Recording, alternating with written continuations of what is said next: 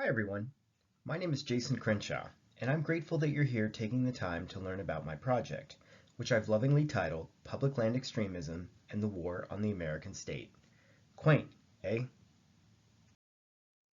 In what seems like a different lifetime, early 2020, before I'd ever heard of COVID-19, QAnon, or murder hornets, and the phrase capital insurrection was more than a year from entering the social lexicon, I began to sketch out the architecture for what would ultimately turn into my MEM project.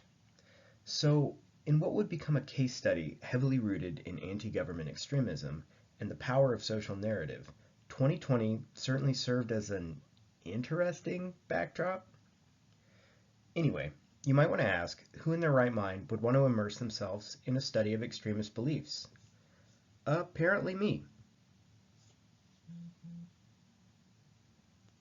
I realized recently, with a healthy dose of existential dread, that as of this last March, I have now crossed the threshold into a decade plus of working in land management law enforcement. During this time, I closely followed the 2014 standoff in Bunkerville, Nevada over Cliven Bundy's trespassing cows, and then his son's 2016 takeover of the Malheur National Wildlife Refuge. Sprinkled between these high-profile events were dozens of other less noteworthy conflicts between actors and land management entities across the West, but all of which seemed to hinge on escalating threats of violence against managing land entities. I watched with extreme unease and even a little bit of fear when the justice system utterly failed at holding most of the players accountable in any meaningful way. Issues like these continued to escalate, prompting the release of a 2019 Government Accountability Office report highlighting the sheer volume of threats and intimidation faced by land management employees across the West. As most of these events, especially Bunkerville, directly involved land management LE, I expected some kind of shift to occur in how we train, assess, and identify, or maybe even counter these escalating threats, and I'm still waiting. While there's been some great independent reporting about the Bundys' motivations for squaring off with the federal government, I found it worrying that this broader escalation didn't seem to be receiving much attention in my little corner of the American land management system. I'm in a profession obsessed with training, and while we received plenty of training in this, this, this, this, this, this, and whatever this is, we don't really get much focused on understanding things like this. So I reached out and pitched an idea to the National Threat Assessment Coordinator for the Fish and Wildlife Service. I offered to help create a training program focused on understanding the ideological drivers of public land extremism and conflict while attempting to provide some historical context of extremism as it relates to public land. At a basic level, I just wanted to better understand these drivers and share some awareness to help frame these issues within my land management law enforcement team. Surprisingly, I got the green light, and so began my descent into the alternate universe of conspiracy theories, militias, and white supremacist organizations whose beliefs titrate disinformation and hate into the broader socio-political landscape and, as of recently, our national dialogue over public land. So I combed through the literature, met with professionals from the FBI, U.S. Marshal Service, and the ATF, who graciously attempted to help the game warden from Northern California understand and collate the motivations of some of the most dangerous people in America. That information was then compiled into a report and developed into a subsequent training to be implemented this fall at our National Academy, of which all new officers must attend.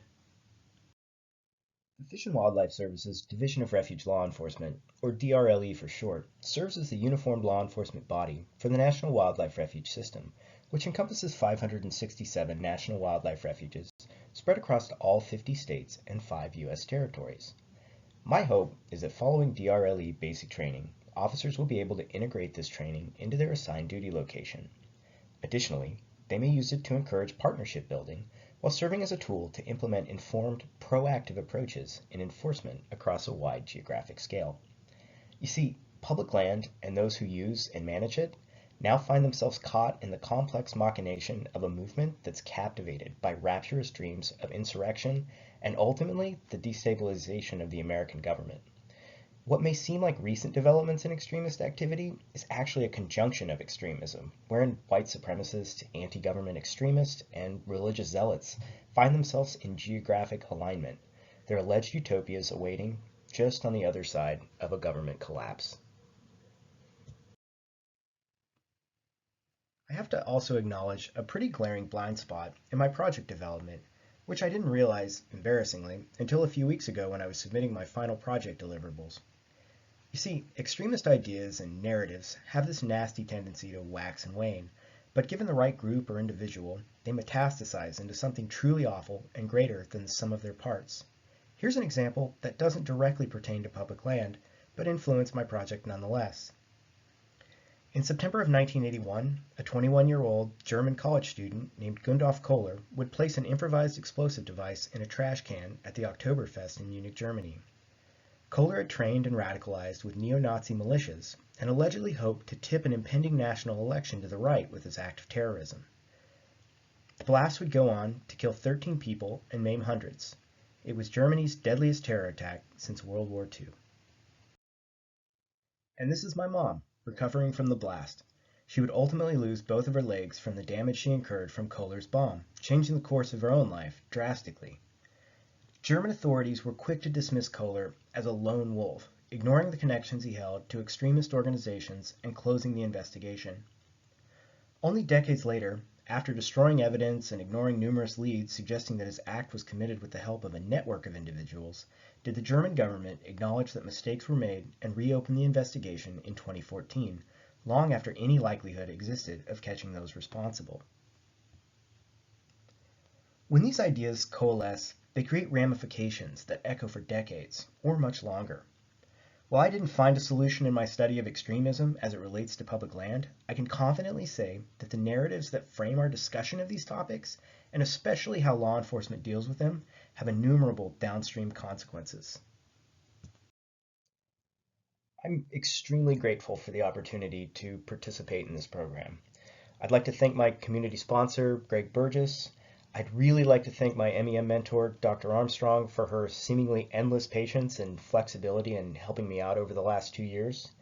I'd also like to thank all my professors here at Western who've encouraged me throughout this program. I was initially kind of embarrassed by my project idea and kept expecting someone to step in and say, you can't really do this. This isn't really MEM material or something like that. But instead, every step of the way I was met with, what can we do to help? So thank you all for taking the time to listen to my ramblings, and I look forward to answering any questions you may have back in the forum. Thank you.